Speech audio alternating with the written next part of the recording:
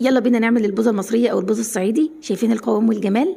يلا بينا. كل اللي هنحتاجه هنجيب حله وننزل فيها بكوبايه من الدقيق وكوبايه الا ربع من السكر واربع كوبايات من الميه، ونقلب الكلام ده كله على البارد. وبعدين نروح على البوتاجاز على نار متوسطه كده، وبعدين نبدا نقلب نقلب لحد ما نوصل لقوام يشبه المهلبيه بس على خفيف شويه زي ما احنا شايفين.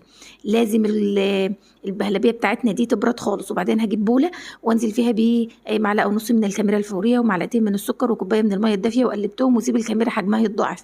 يعني يكون الخميره بتزيد وفي نفس الوقت الخليط بتاعنا يبرد.